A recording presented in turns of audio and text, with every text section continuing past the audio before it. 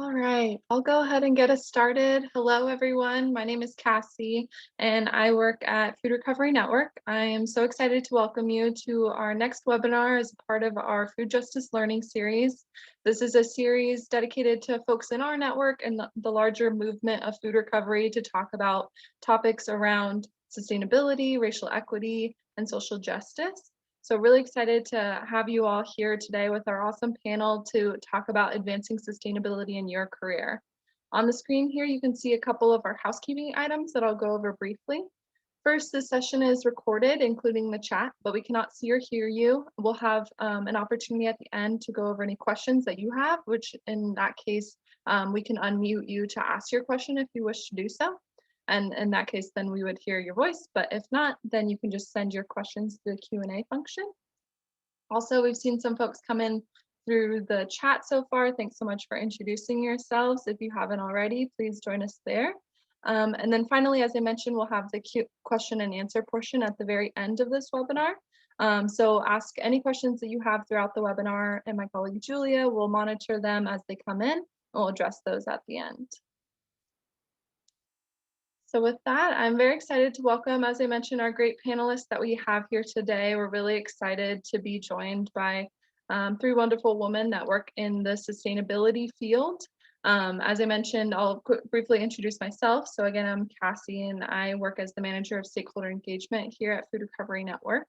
So I work with our funders and other stakeholders in our network to really engage folks around the aspects of food recovery. And then I'll briefly allow my colleague Julia to introduce herself, and then we'll allow the panelists to introduce themselves as well. Julia? Hey everyone, my name is Julia. I'm the Advocacy and Outreach Fellow at FRN National. For the students who are on the call right now, you've probably heard from me either over the phone or through email this semester and last semester. I'm so excited to be on this call with everybody. This is actually a resource that I wish that I had when I was in college, and I wish that I kind of was able to learn more about advancing sustainability in my career before I entered the career space. So I'm excited to learn from our panelists and also to provide this resource to all of you. So I will be moderating the chat, like Cassie said. So please, throughout the whole conversation, chat in your questions using the chat or the Q&A function, and I'll make sure to get those to our panelists. Great, thank you, Julia. Now I'll provide a brief introduction for each of our panelists, and I'll start with Angela Lin. So Angela, we've known here at FRN National. She is an alumna of the University of Michigan chapter. She was the president at her FRN chapter and also has worked with our FRN National team as a regional outreach coordinator last spring. She's now a member of the FRN Student and Alumni Advisory Board, where we're working to advance topics that students and alumni are advocates of within the FRN National Office. And now Angela is serving as the Client Engagement Vista at the Second Harvest Food Bank of Clark, Champion, and Logan counties in Springfield, Ohio, as a part of the statewide COVID-19 Food Security Critical Response Project. So Angela's role focuses on developing outreach and engagement strategies, as well as connecting stories to spread awareness about food insecurity and hunger in the community. I've had the pleasure of working with Angela a couple times, so now I'll allow Angela if you have any words for our audience here today and anything you're excited to share about. Hi everyone. Thank you so much, Cassie and Julia, for inviting me to be part of this webinar series. I absolutely love Food Recovery Network and the movement that it's a part of and very much leading. So I'm really excited to be here today and to hear what Sierra and Ashley have to share. So thank you. Thank you, Angela. So now I'll briefly introduce Ashley. Ashley works at the James Beard Foundation as their Impact Programs Manager. She specifically works on overseeing the foundation's policy and advocacy work. Ashley had previously earned her master's in food studies from New York University and has a strong belief in the power of chefs for positive food system change. The impact of programs at James Beard Foundation was a perfect fit for her. So really excited to welcome you, Ashley. If you have any words for our audience here, please share now. I'm thank you for having me here with Angela and Sierra. Thank you, Ashley. And finally, Sierra, Sierra started at Danone in North America in 2019 as the Customer Health and Sustainability Manager. So her role focuses on bridging the community's One Planet, One Health vision with its commercial activities by identifying opportunities to create impact on shared values through collaboration and customers. I know that Sierra is really passionate about sustainability within the work that she does at Danone and within her personal life. So Sierra, please share any thoughts you have for our panel, for our audience here today. Hey everyone, I'm just really excited to be here. I think it's so cool that you were able to get different representation from some different, different organizations and different perspectives along the career path journey. I have so much respect for FRN and everything that you all do, so I'm also really excited to be here as a resource for some of your chapter members along their own journeys too. Awesome. Thank you all to all of our panelists. So before I dive into the flow and we dive in all to the details, we wanted to hear from you all and hear a little bit about you and where you're coming from in this webinar. So I'm going to launch a poll real quick. We're curious, so you should be able to see the poll on your screen now. So we're curious as we talk about this conversation of advancing sustainability in your own career, where you are in your path towards advancing sustainability. So are you thinking about starting the job search? Maybe you're still in school, you're currently job searching, you're in the graduation or early job searching phases, you already have a job and incorporate sustainability, or you have a job and you're interested to incorporate sustainability. So I'll leave it up for a few more seconds. I already see some responses coming in, which is great.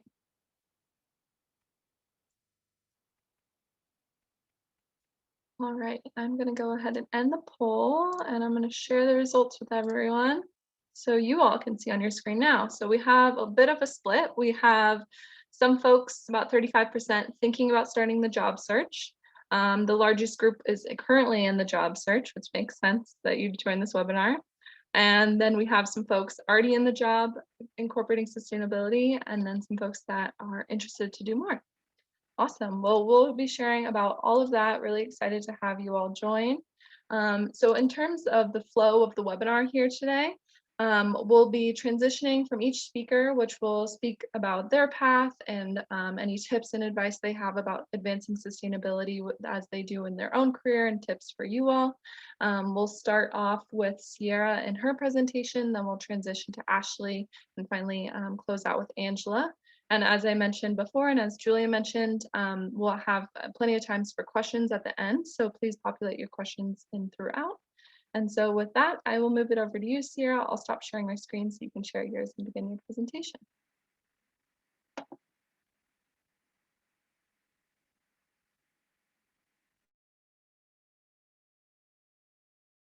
All right, can I get a thumbs up if you all are able to see? Okay, great. Again, I'm so, actually, one more time. Cassie, are you seeing my presenter mode or the actual? It's in the presenter mode. No, okay, apologies. No worries. Did that make it better? Yep, that's perfect. Okay, there we go. All right, thanks everyone. Sorry about the technical difficulties. I am so excited to be here because when I was in school, I know that I really wanted to have a career in sustainability and really kind of was overwhelmed with the options and didn't know quite how to get there.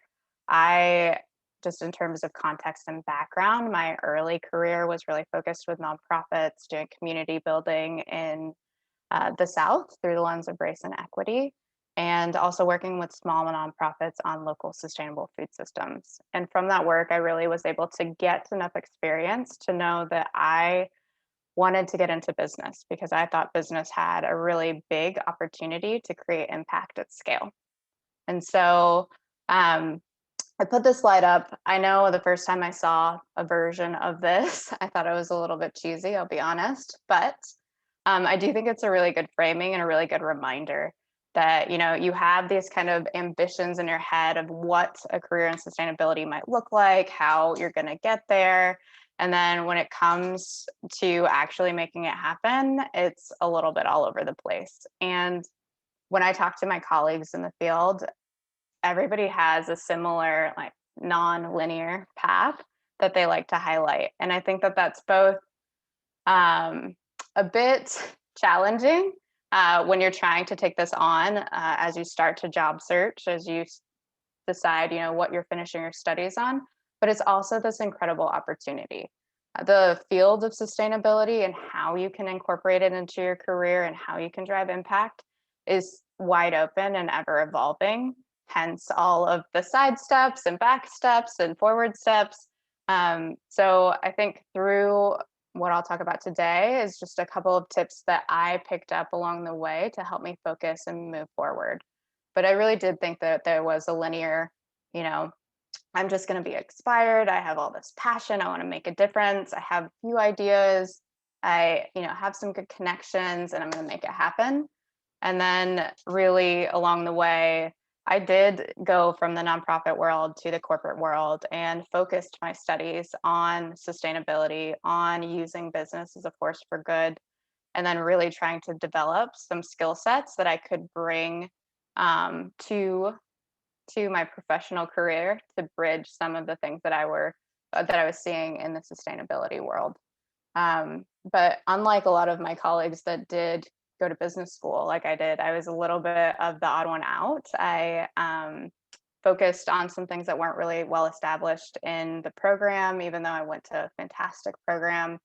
Luckily, a lot of schools are really incorporating sustainability into curriculum now, but again, a lot of that is still very much in development, and a lot of that is tied to how much change that you're seeing in the field of sustainability, in the areas where we know we need to drive impact, in the way that we're approaching this in policy, in all of the different things that create the system. So wanted to set this as kind of the level set of, this is what you might be in for if advancing sustainability in your career is really what you're after. I'm noticing that I didn't really get into the what I do part, so I'll take a step back and just say, after the nonprofit world, after business school, I did some internships. I worked in corporate social responsibility for organizations that really helped me kind of grasp what sustainability looks like from a corporate view. Not necessarily in the industry that really resonated with me, but still those steps along that path to get me closer to my end objective of trying to work in sustainability and really feel connected to the work that I do in the industry that I care about. So I did land in the food industry. I work for Danone North America. We are currently, but maybe not for long, the biggest benefit corporation in the world. So that means that our company is really, really committed to bridging both purpose and performance, that we try to incorporate both social and environmental impacts in everything we do. And I'll talk a little bit more about what that looks like in the next few slides. In my particular role, just to highlight the ever-evolving space, is I'm the first person in this particular role, and I've never met anybody else that has exactly the same role. So just to say, new roles might be popping up at any point, and just being ready to sidestep or get in there and get your hands dirty and help create the type of role that you want to have is something that might be a part of your journey as well. My role is to really, like Cassie said, bridge our company's vision of one planet, one health, noting that both health of people and health of the planet are inextricably interconnected, and bridging that vision with our commercial activities, with our business. And that might look like working with our retailers, so our customers, retailers, food service providers, colleges and universities, to look at where our own public commitments to sustainability are, what our targets are, what our strategies are, and look for alignment and try to identify opportunities to collaborate together, either behind the scenes to create impact faster and together, or to engage consumers in the journey. We understand that at the end of the day, consumers are really driving a lot of change through their purchase behaviors, through their habits. And so helping them see some of the issues at hand and bringing our brands into the story, having our brands really incorporate purpose into their own strategies, how they're showing up in the world is, one way that we can continue to advance sustainability and build it back into our business so we can continue to do what we do every day. So when I got into corporate sustainability, and then even now, I was thinking about all of the different areas that touch sustainability. And this is by no means comprehensive. And if I'm honest, I can talk about any of these things in a given day, week. So lots of different intersections. There's a lot of things that are really there are co-benefits that we can be working through or working toward by addressing multiple topics. But we also really know that, you can't really just separate one piece and expect all of these other things to deal with themselves. So in a way, it's super interesting because I'm constantly learning, I'm constantly engaging with other people. But again, when I first came to this field, figuring out where to start was really overwhelming. So I will go into the B Corp context. And for me, a way to get started and a way to ensure that I was able to kind of deliver on my own personal values to create impact was to look for a business that I believed in. Unfortunately, there's this movement of businesses, the B Corp movement. And if you're not familiar with it, Certified B Corp is a certification. So it's our mark of trust with consumers, but it also is something that helps us really consider how we're doing business. It's not necessarily the what, but it's the how and the who we are as a company. We also are able to learn from each other in the movement itself. And so not only am I able to advance sustainability through my particular role, but like I said, there's a lot of collaboration happening. There's a lot of shared learning, and there's a lot of kind of leapfrogging through those learnings and best practices and support of one another. And it's really a different way to do business and even think about redefining what business means. So this movement itself is over 3,800 companies strong. So again, all of the options, but for me, the starting place to kind of navigate through some of the areas where I wanted to make an impact was to find a company that I would feel comfortable and excited about advancing their business every day. So I looked to the B Corp community. And then personally, I knew that the food industry was something that really resonated with me. It, in my mind, touches everything. And so figuring out how to be a part of that was where I wanted to focus in. And then really thinking through where I thought I could make an impact. So I mentioned I was looking at all of the different topic areas, was building in hard skills while I was in school, and looking kind of at different types of roles that would allow me to incorporate sustainability in what I do. And along my journey, I did a ton of networking. As an introvert, I will say that at first I hated it, and still won't say that I love it, but it is such a big part of this community because there is so much learning and sharing and evolving, and really starting to understand what other people are doing, what other organizations are doing, how we can create movement together is so important. So I wanted to make sure that I was connecting with people, understanding where I could fit, and hands down, everybody that I talked to in the corporate sustainability world was quick to point out that sustainability roles with sustainability or CSR in the title tend to be limited. You might see lots of companies with a sustainability program and one or two people working in those positions. And so it can be a little bit daunting to say, I want to have this kind of career, but there aren't a lot of positions. So the way that I think is really helpful to look at it is you can actually really drive sustainability across the board, whether you have it in your title or not. And the B Corp model kind of reinforces this. But if you're in procurement and you're sourcing raw materials, you can help drive sustainability through sourcing programs. We have a lot of intentional sourcing programs, looking at ingredient standards, incorporating those into our businesses. And that's a great way to drive sustainability. Processing and manufacturing for us as a food company, in our factories, we have zero waste to landfill. We have all kinds of employee programs and benefits to improve the lives of the employees that work for our company. And so there are ways to drive sustainability there. For distribution and transportation, there are amazing things that are happening in this field for reducing greenhouse gases and using things like logistics and supply chain to really optimize and create tangible impacts on some of the sustainability goals of the companies that are really leaning here. And then marketing and sales. So again, bringing consumers in on the journey, helping get our products to market so that they can understand how their dollars are creating impact as well. Because as a company, we have our own footprint, but if we're able to help influence how others make decisions based on sustainability, we're able to create a ripple effect.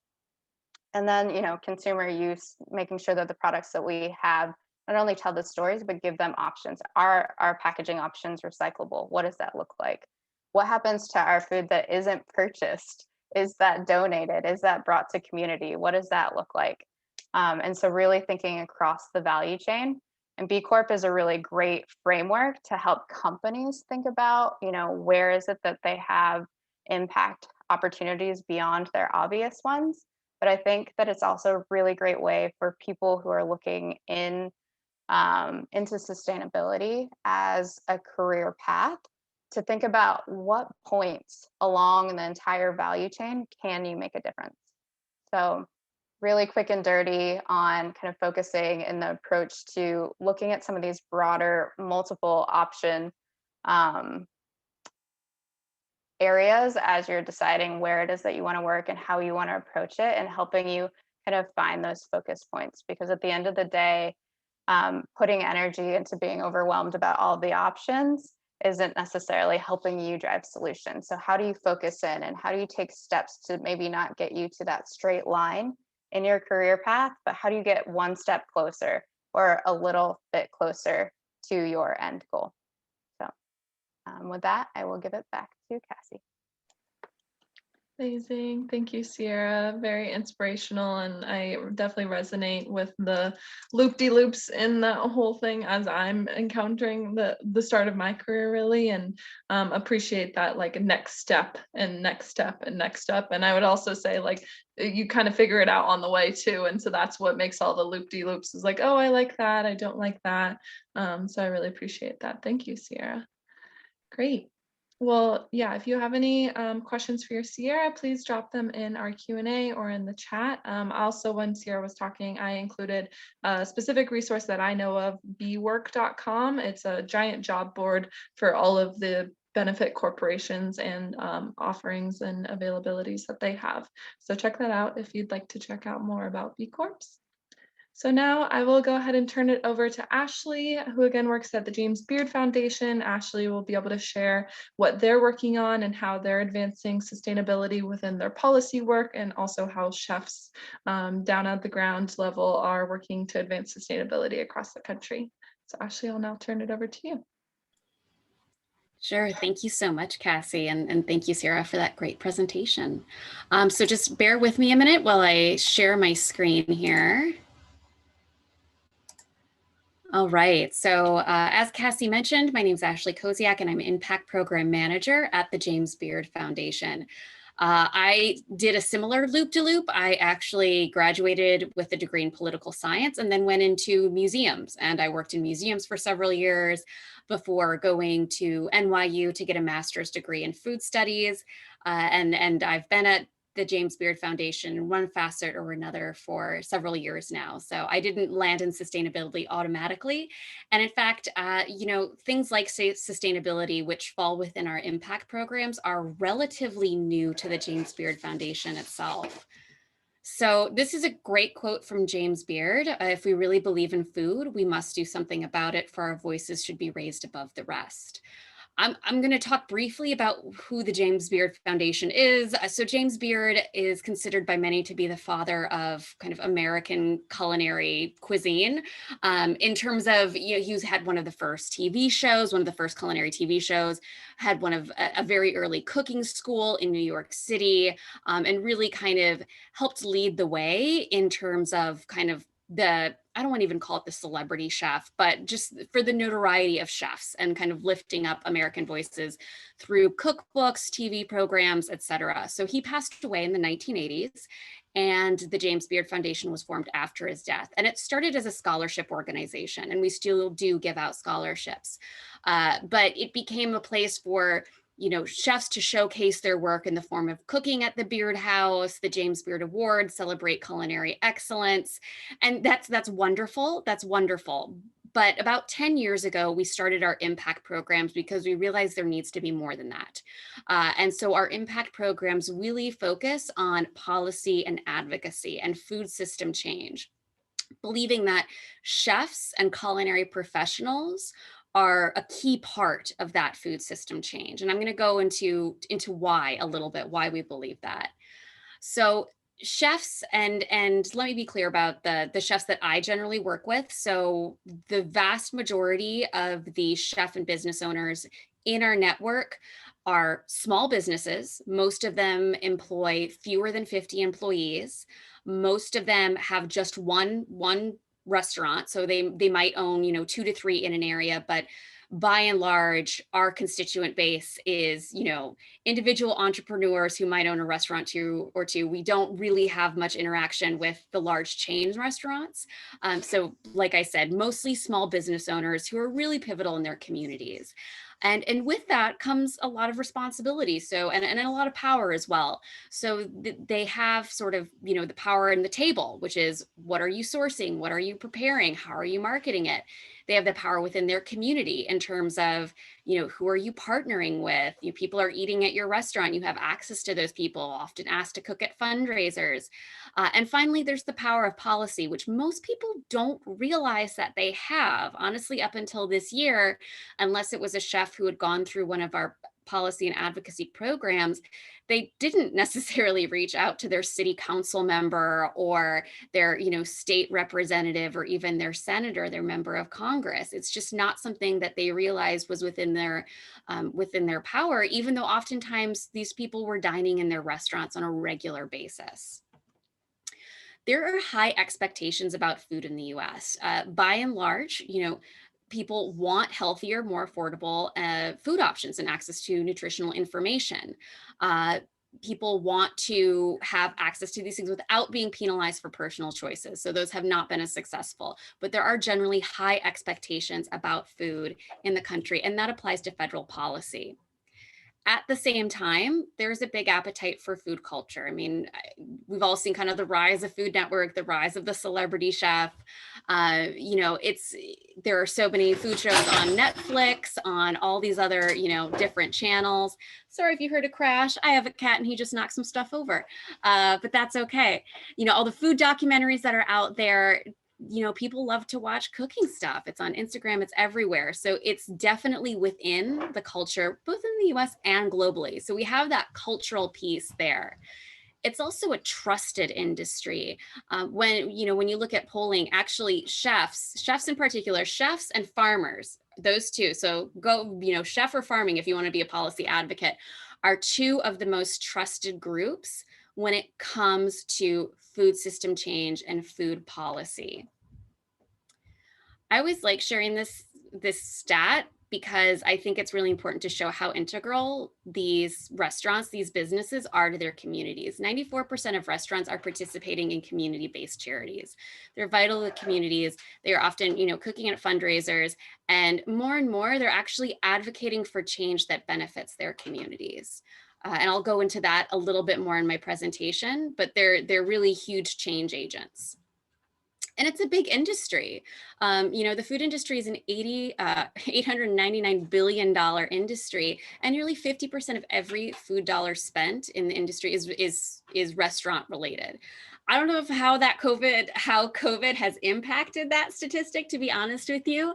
I'll have to read up on that, but it's a powerful industry. And that's why, you're seeing things like the James Beard Foundation, and we are 501c3. We are not a lobbying organization, but you do have folks like the National Restaurant Association and the Independent Restaurant Coalition. We work closely with the latter, really leveraging power more in Washington, D.C., because there is a lot of money within this industry. And this is kind of, I think, my final stat that I'm going to be sharing with you, which is that 74% of Americans believe that the food and beverage industry should be a more active participant in the broader debate over solutions to food and nutrition policy. We shared this with chefs because we're saying, look here, we're kind of past the stage where people are saying, just stick to cooking. We're beyond that. And of course, you're still going to hear that. But for folks who are active on social media and campaigning for things on social media, for every 5 followers that you lose because you speak out about an issue you care about, you're going to gain 50 more. So you're going to lose people along the way. But by and large, people think that Americans think that chefs should be part of the conversation in terms of food and nutrition policy. And it's actually extended broader than that as well, which I'll get to in some of my slides. So some of the things that we have worked with chefs on, and some of the things they've worked on independently, I'm going to go through that a little bit. So, we are a national organization, so we do focus largely on federal policy. We have helped chefs here and there advocating for state and local policy, but just because we're a smallish organization, most of our focus is on national policy. And so this is just highlighting some of the work we've done.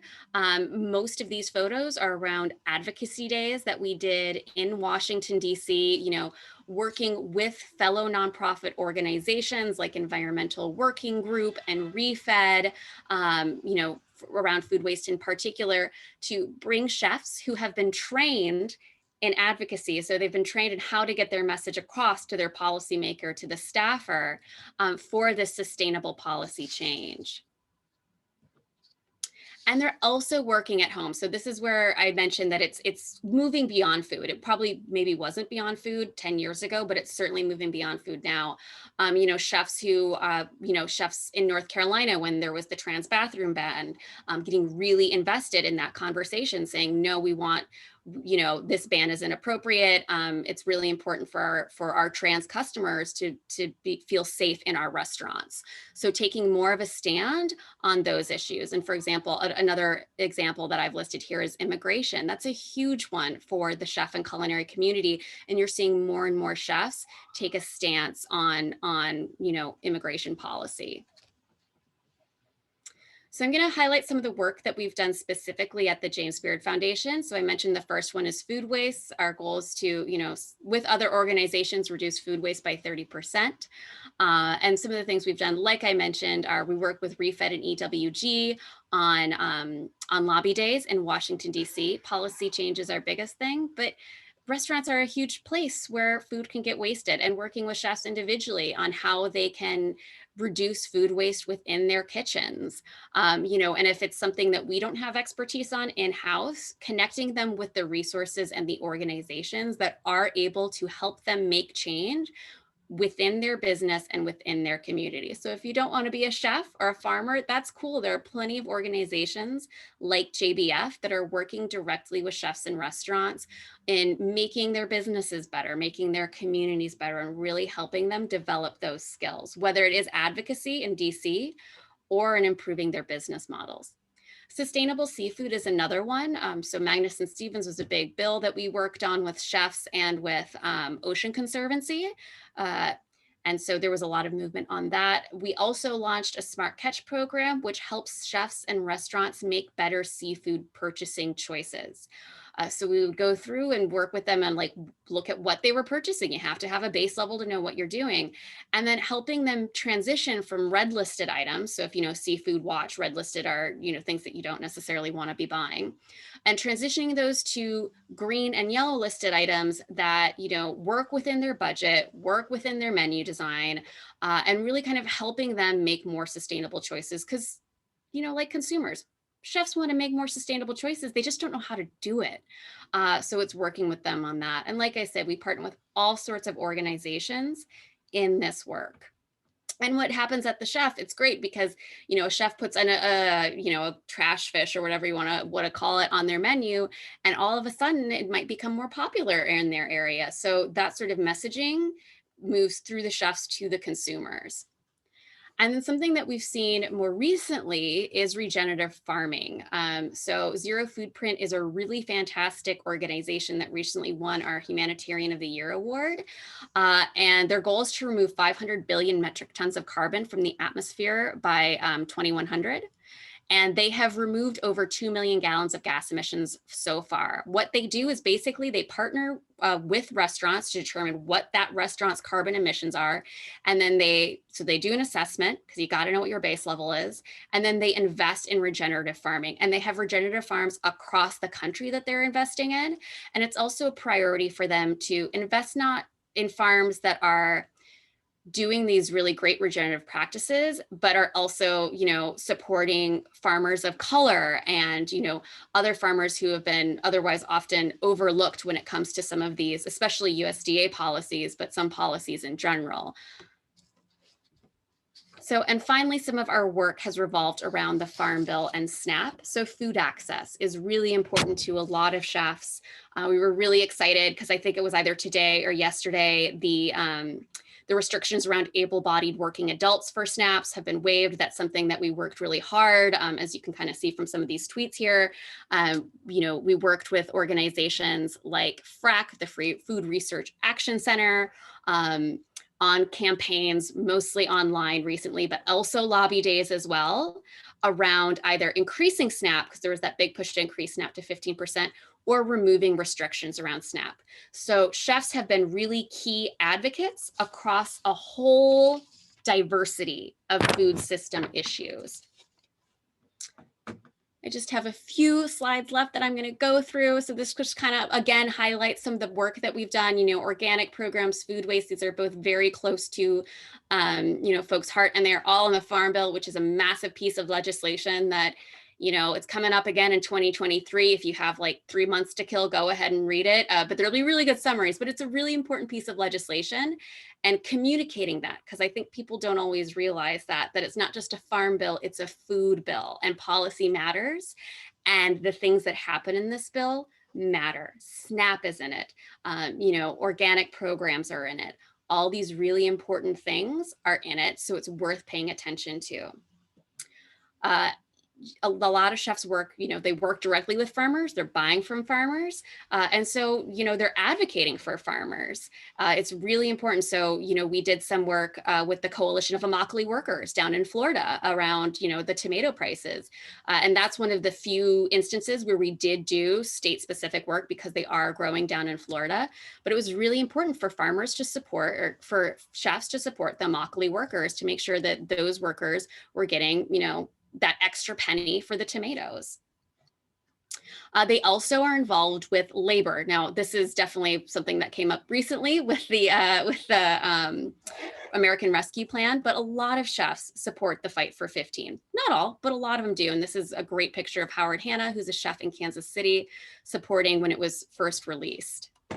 And finally, like I said, immigration is a really important topic for so many chefs because, you know, they work with farmers, you know, they want to be a safe restaurant for their staff.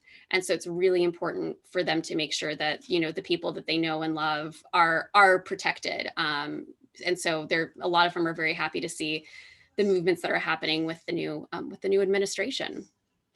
All right, I know I went through a lot and I went through it quickly, but I'm happy to answer any questions you have when we get to that point. And I'm going to hand it back to stop sharing my screen and hand it back. Great, thank you so much, Ashley. Really appreciate it. And yeah, we had a couple questions come through, so we definitely will pin those for the end. I just wanted to share a couple takeaways that I'm getting from both your presentation and Sierra's. Is just that you can touch sustainability on any end. You can touch it from like different sectors within one supply chain, or as Ashley was sharing, like anywhere from regenerative agriculture to sustainable fishing or anything. So just kind of keeping that in mind as folks are looking for jobs, even if you're not in a quote unquote sustainable career or a sustainable job, like you can think about ways that you can advance sustainability within your own role. And I feel like Angela has a really good example of that with her experience as an intern. So now I will turn it over to you, Angela, to share a little bit about your background with FRN and the work that you've done now post-graduation. Thanks, Cassie. Can you see the screen? Yes, we can. Awesome. So yeah, I am a recent grad myself, so I don't have a whole lot of professional experience like Sierra and Ashley, but hopefully my journey can just offer some insights into ways you can incorporate sustainability into your career, even if it's not something that you necessarily plan for. So like Cassie mentioned earlier, I am an FRN alum myself. I've always been passionate about fighting food waste and food insecurity, so FRN was really the perfect student org for me. I was involved with the University of Michigan's FRN chapter the entire time I was there. I was president for the 2019-2020 school year. I was a regional outreach coordinator for the national network, and I planned this really cool virtual summit around the same time last year. And right now I am a member of the FRN Student and Alumni Advisory Board, or SOB, which I would just quickly plug. I highly recommend people join, whether you've already graduated, are graduating this year, or are still a student. It's just a really great way to stay involved with FRN and kind of in a different capacity, since we don't do recoveries, obviously, but we work on some really cool projects to help the network and empower the movement. So anyway, my background is in writing. I studied English at the University of Michigan. And in the summer of 2019, I got an internship offer to be on the brand editorial team at Herman Miller, which is an office furniture and design company based in West Michigan. So as I was researching the company, I noticed that one of their key values was sustainability. And when I got to the company, I very quickly realized that is very much at the core of Herman Miller, from their products to their facilities. So naturally, having been involved with FRN, I was curious to see what they did with their food waste, because I thought I might be able to learn a couple things and take it back to my chapter. I was lucky enough to be paired with the company's sustainability communications and marketing manager as my summer mentor. So I asked her what the company did with their food waste, and she connected me with the company's food service team and also their sustainability resource team, which is a group of employees who volunteer their time to take on special sustainability initiatives. And long story short, they didn't have anything in place for the company's food waste. And that is when I got really excited. You know, I thought I was going to learn some sustainability practices to take back, but instead I saw a really cool opportunity for me to make an impact instead. And that's when I decided I was going to spend the free time during my internship trying to start a food recovery program at the company, or at least explore that option. But I didn't really know where to start, but I knew Food Recovery Network has a food recovery verified team that works with businesses specifically. So I reached out to Erin Price, who was on the FRV team then and is now program manager at FRN National. And she offered a lot of guidance and support as I navigated this process. So essentially, I met with the company's food service team and Aramark, who was our food contractor, to learn more about the cafeterias and the company's food waste. And once I got them on board with the idea of a food recovery program, I started to do some research about the community that I was in. And that's when I came across Community Action House, which was a nonprofit in Ottawa County that had a community kitchen and food pantry. So I reached out to them and they were on board with the idea as well. So then I started writing a proposal, working out the logistics of a food recovery program, you know, talking about the costs of the recoveries and necessary supplies, but also highlighting the many benefits associated with food recovery for the company, for the community, and for the environment. So a couple weeks before my internship ended, I organized a call between everyone involved that you can see on this slide here. And I presented my proposal to them. And we left that meeting with a plan to implement a pilot food recovery program at the company. So I know that they did do a couple recoveries after I left. I think they're in the process of getting verified right when COVID hit and they closed their offices down. But that was something exciting that I did as a brand editorial intern in the 3 months that I was at Herman Miller. It was something that I did in my spare time on top of my brand editorial assignments and intern projects. And it was just something that I wanted to do. And I saw an area for change and I wanted to make it happen. And I was really fortunate enough that everyone at the company and in the community was really receptive and supportive and willing to listen to my ideas and take it on as their own, even after my internship ended. So now fast forward to March of 2020, I've moved back home to finish my last semester of college remotely. And as we were grappling with the beginning of the COVID-19 pandemic, I also had to navigate the post-graduation landscape, which is already scary and overwhelming without a pandemic disrupting everything. So I was back home in Ohio, not really sure how long I was going to be home, but I figured I'd do something as we gained a better picture of what the pandemic was going to look like. So I came across a 10-week summer AmeriCorps position as an employment aide at a homeless shelter here. So I did that and that was really great. But then it was August and I was back to square one, not really knowing what to do next while the pandemic was kind of at its peak. And then that's when I came across another AmeriCorps opportunity, this time a VISTA position at Second Harvest Food Bank. So for those of you who don't know, AmeriCorps is a national service program, and VISTA is a program of AmeriCorps focused on capacity building rather than direct service. And Ohio is just one of 3 or 4 states participating in a special COVID-19 food security critical response project. So I'm specifically serving as part of the special statewide project cohort to work on preventing hunger and improving household stability during and after the COVID-19 pandemic. And a little bit more about the site that I'm at. Second Harvest has been around for 40 years, but they didn't become an independent nonprofit until just recently last year. So the food bank has only truly started to grow and become what it is today for just 1 year.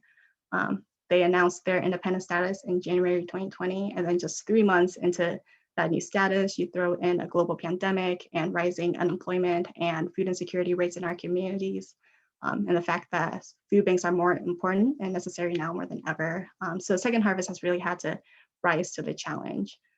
You've probably all seen the news stories of long lines at food banks all across the country, and our food bank is no exception. Last year, Second Harvest served over 65,000 people in our 3 counties compared to 40,000 in a typical year. So that's why Second Harvest Food Bank took on some AmeriCorps to assist with the rapid growth it's had to experience. So I started at the food bank in November as their client engagement VISTA. I'm mostly working on outreach and engagement strategies, identifying gaps and researching ways to reach underserved populations, such as seniors or people without internet or transportation. 2 of the 3 counties that my food bank serves are considered rural, so it's particularly important for us to make sure that we're reaching people who who aren't on social media and who rely on print marketing. And I'm also collecting stories and feedback from the people we work with and we serve to improve our services and using that to better inform our social media and marketing strategy. So I will say, if you're not really sure what you want to do next, AmeriCorps is a really great professional development opportunity where you can grow and learn important skills for a term, which is like a summer or a year or 2.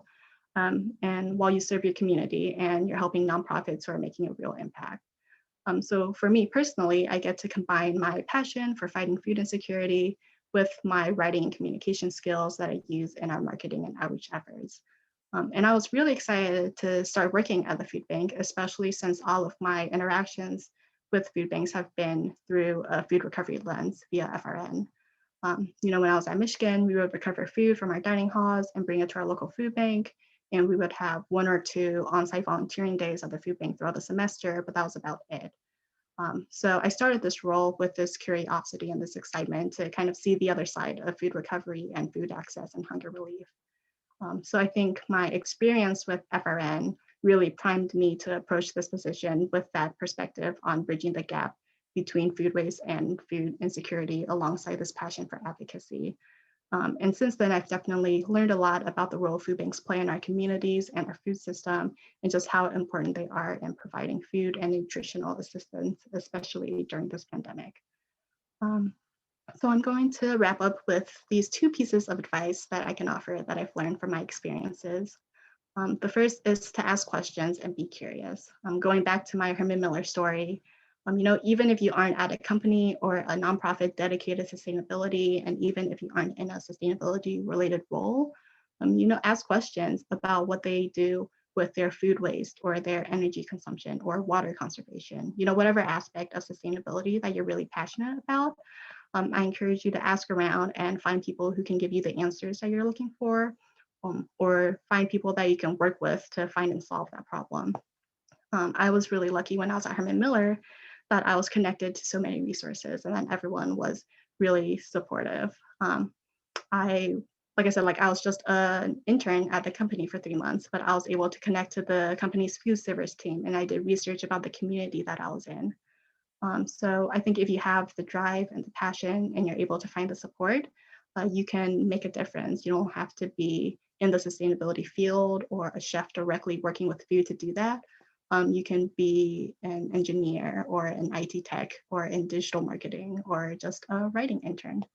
I do want to note, Herman Miller has their sustainability resource team, which is just a group of employees from all across the company who are passionate about sustainability, who meet once a month and suggest areas of change and take on projects to improve the company's sustainability.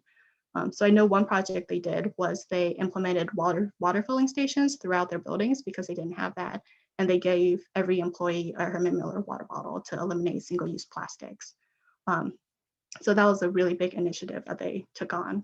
So see if maybe your company has a similar working group, and if not, see if maybe you can start one. And then my second piece of advice is pretty broad in general, but it's just to be open and adaptable to change.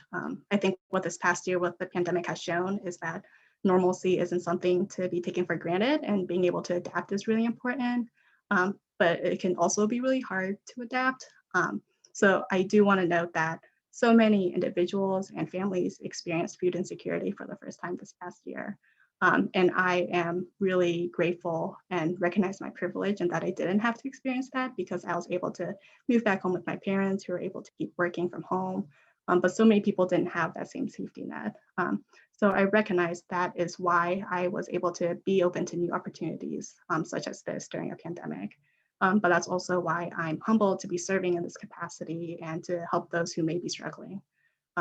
I think if you asked me 1 year ago today where I would be right now, I think everyone would have answers that couldn't have possibly captured the scope of the pandemic. But for me personally, AmeriCorps Vista serving at a food bank just wasn't on the list. It just wasn't something that was on my radar.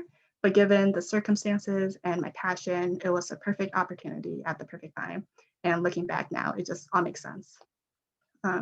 So even without a pandemic, I think just a general word of advice when it comes to career planning is just that it can be hard to plan sometimes, and that's okay. And you might end up with an opportunity that you wouldn't have considered or thought about that turns out to be the perfect fit. So overall, I think what my journey shows is that if sustainability is something you are truly passionate about, you will naturally gravitate towards that in whatever capacity that is, even if you don't really plan for it. And even if you aren't in the sustainability field, I hope you can find ways to incorporate sustainability into your career path, no matter what that path is or where it leads. So that is where I will end. Feel free to ask me any questions that I can answer during the Q&A, or my email's on the screen if you want to reach out to me afterwards. Thank you, guys. Thank you so much, Angela. I appreciate you sharing your story, and thank you both to Sierra and Ashley for sharing your stories as well. It's really inspirational to hear about your career paths and how you all have advanced sustainability, and also the advice that you have for our audience. So now I'll go ahead and share my screen, and I'll turn it over to Julia, who can lead us through our question and answer portion of our webinar here. Yeah, definitely. And I just want to reiterate what Cassie just said. I learned so much from all three of you and am super appreciative of you all sharing your time and your stories and your advice with us. So we can now go into question and answer section. Like I said earlier, you can chat them into the chat function or the Q&A function, either one, doesn't matter. And I will just read them out. And so we have a really great one from David already, and I think this one is directed towards Ashley, though of course anybody can feel free to jump in as well. So David says, what sustainability-based jobs would you recommend for the culinary world? I'm actually a line cook myself and have considered going into the field full-time after graduation, but I'm not sure if there are other options barring becoming a chef or entrepreneur myself. And Ashley, I think you kind of touched on this a little bit in your section, but it'd be awesome if you could expand on that a little more. Sure, yeah. And I think this kind of goes to something both Angela and Sierra highlighted is, you know, there are all sorts of opportunities, just kind of have to know how to look for them. I don't know. So oftentimes what we recommend is, to either be or have the ear of the person who makes the purchasing decisions. So much of what goes on with restaurants is, what are you purchasing to put on the plate? Are you purchasing from the local farmers? Are you purchasing from, the more sustainable options, whether it's regenerative agriculture or more sustainable seafood? Or are you working at a restaurant that has that features whole animal butchery, so that you're not getting so much waste by just getting cut the primals, the cuts of things. So searching out those opportunities and, making inroads with those decision makers, or eventually becoming that decision maker yourself. It's oftentimes, depending on the restaurant, it's the executive chef who makes a lot of decisions. It's not necessarily the owner. So be willing to work your way up to those positions. Or of course, there's always, we always think of chefs in restaurants. There's catering. I know mixologists who make food waste cocktails. So they make cocktails that feature ingredients that are from the kitchen that would be considered waste from the kitchen. And it's not just restaurants, it's also institutional kitchens. While we mostly work with restaurants, there are a lot of institutional kitchens that are doing amazing work. UC Davis in Sacramento, California, is a hospital kitchen, and they are doing amazing work with local food supply chains, highlighting sustainable and healthy ingredients for the folks who come into that hospital. So whether, there's hospitals, there's universities, college and universities. So there are all sorts of inflection points that you can look at. And there's also like food production. And by that, I mean like the packaged goods. So, it's ice creams, it's spices. There are all kind of sorts of areas to explore beyond necessarily being the chef and owner of a restaurant, whether you're looking at positions within a restaurant, other food service, or just, creating other food products. I think there are a lot of options out there. I hope I answered that. And if I didn't, I'm happy to elaborate more in the chat. Perfect. Yeah, thank you. Sierra, Angela, do you have any other thoughts to add to that one? Oh, I see David just said thanks in the chat. So that's great. We did receive another question that was kind of related to the B Corp resource, Cassie, that you shared into the chat. Cassie, if you just want to talk a little bit to the website that you shared and kind of like how to navigate it. It looks like we have Vetty, who didn't know how to navigate it the perfect way with categorization. Yeah, and that actually kind of turns into a question that I had for our panelists too, is, I mean, to directly answer your question, Betty, I think that the kind of within the realm of B Corp, as Sierra was saying, it's a frame for a company to focus sustainability at its core. And so I would almost argue that a lot of the roles within that would touch sustainability. And I'm seeing Sierra nod her head too.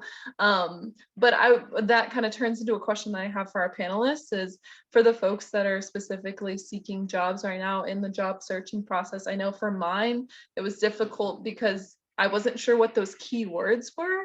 I was like, environmental nonprofit, like what, like I want to do this. And I was just kind of typing in words that I thought described what I wanted to do. But if anyone has any advice around like those kind of keywords to help kind of alleviate the job process. I think that's completely fair.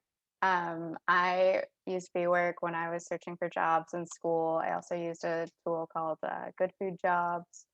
Keywords can be really tricky, especially again, because the field is changing so much. With B-Work, you do have the benefit of searching for roles with companies that are trying to meet those highest standards of social and environmental impact. So a lot of the roles, regardless of the category within them, are going to have some way of touching, because really to be a B Corp, you're trying to integrate this across your entire business.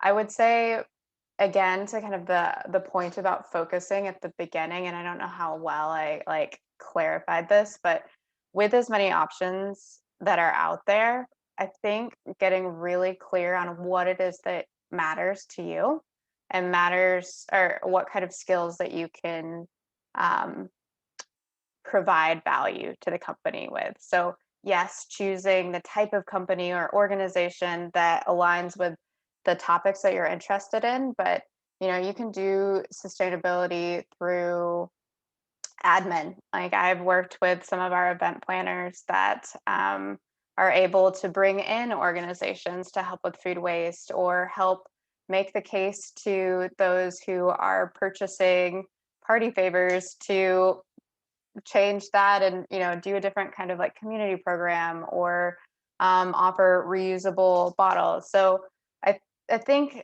it's hard to be like, okay, what type of job do I want? Just really, for me, getting clear on what kind of impact do you want to have, and what do you bring to the table. For me, I started looking for organizations that had data positions, because a lot of my personal training was in environmental analytics and data. So could I find jobs that related to that, and could I help layer that in?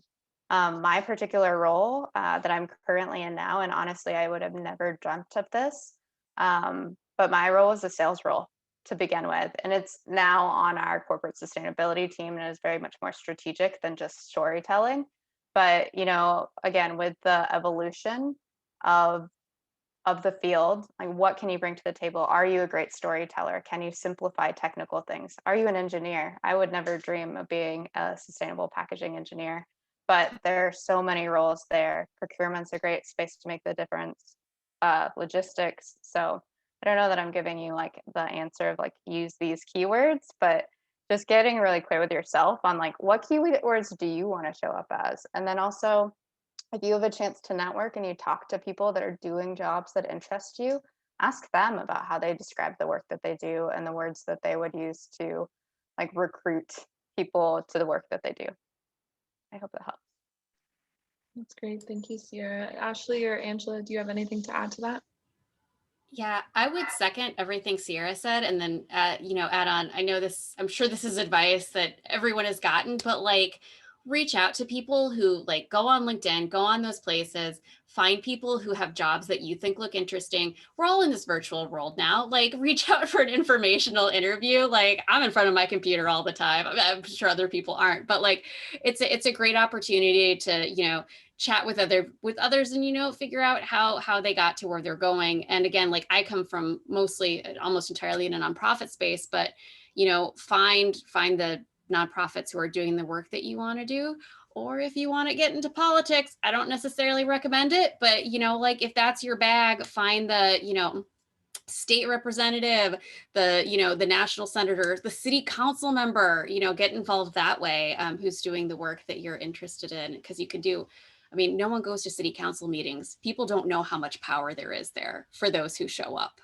So if policy and politics is where you want to be, that's another really good opportunity.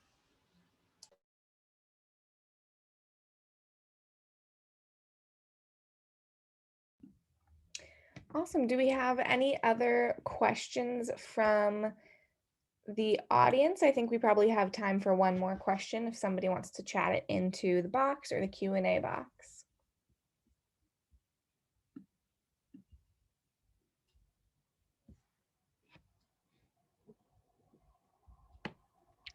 A question, if none come in from our audience, that I have is, for our panelists, what motivates you within doing this work, and what would you say challenges you in doing this work? And this work is pretty broad, but I'd be curious to hear your answers to that. I can jump in and try to be super quick. For me, when I was looking for a role, I wanted to make sure that whatever I was giving most of my life to, so think about how many hours you spend of your week working, Like, if I was putting that much of my energy and my time and my life into something, did I feel like it was advancing something that I thought was important to the world? So I think that that continues to motivate me to understand that what I do every day has the opportunity to make impacts if I'm willing to kind of hustle for it and make some connections and really advocate for opportunities. And then I think I also have an amazing opportunity to collaborate with colleagues and learn from other people in the field across sectors that just keep things interesting and inspiring because all these people are making differences. I think the challenge is solutions are always challenging, right? We are tackling enormous problems. Nobody has the answer. There is not an answer. And so finding things that work, like really making those come to the top and finding ways to scale them so that they do make a difference that matter to people in the planet. I would say for me, the most inspiring thing is because I basically consider my job helping people with larger and louder and more powerful voices than my own make change. And so it's been really great seeing people who didn't realize the sort of power they had. You know, it doesn't matter if you're a TV chef or you have a coffee shop in your community or you work in the, you know, in the university cafeteria. There is power in that. Um, and just helping them understand what sort of, you know, what sort of change they can make on various levels, whether it's, oh my gosh, I didn't realize that my city council member will actually email me back and will support these things and answer my questions. Or I didn't realize that, you know, I could talk to the company that does our waste and get composting involved. I didn't understand that that was a thing that I could do. So helping them understand that. And then the challenging thing is, at least at the policy level, especially at the federal policy level, change is long and change is hard, and wins come over a lot of time and a lot of work. And unfortunately, you know, even though we want to see great things happen right away, it rarely is quick or easy.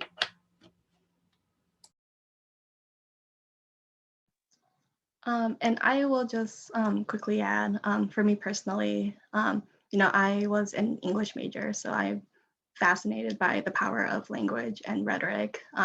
And I knew that's what I wanted to study, but I didn't really know what I wanted to do with that.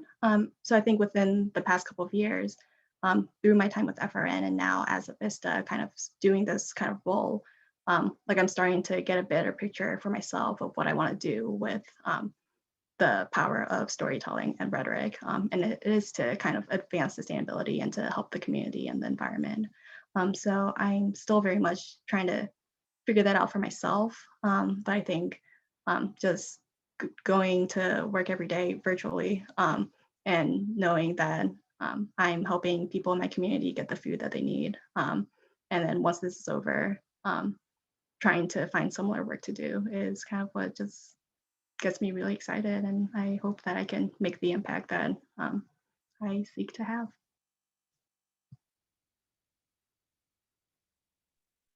Great, thank you all. I will go ahead and move us over to next steps with our last couple minutes left. But thank you again to all of our panelists who have shared their thoughts and experiences. And thank you, Julia, for sharing our questions from our audience. So one of the next steps that I wanted to share is that our friends over at the National Wildlife Federation have this conference upcoming, specifically around eco-careers. It was a funny coincidence that it's coming up soon and felt very aligned with this. So if folks want to check that out, there's the link here on the screen. And I do know that the registration is free if you sign up on their website or for their platform. And their conference prepares students and young professionals for sustainability careers. And I know they'll be talking about providing information on the latest eco-career trends from leading analysts and employers, clarifying career enhancing credentials and academic offerings, and formulating a better understanding of the competencies of employers seek in the green sector. So check that out if you're interested. That's just one of the options for more resources and more information.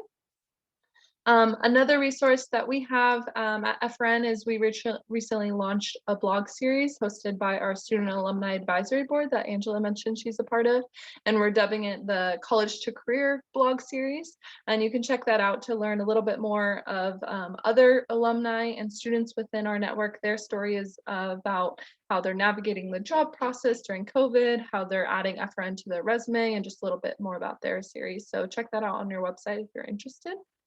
Our next Food Justice Learning Series webinar, our final one, will be Advancing Racial Equity in Your Career. So we'll be joined by two great panelists that we have set up for that event. So we really hope that you join us for that. And we can send the registration link in the chat, and then also we'll follow up with the email that you all will receive. Also, we invite you to complete the webinar survey that we have. This will appear at the end once we close out here today, and then also be sent after. That'll be really helpful for us to know how we're doing and what you seek to hear, not only for this series, but also FRN as we look into our next school year and throughout the summer of what topics you want to hear more about and how we're doing. And then finally, you can continue the conversation on our student portal if you're there, if you're an FRN student, and also on social media, and you can contact us.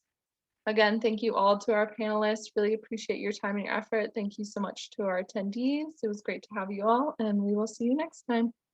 Thanks all. Have a good one. Thanks, everyone.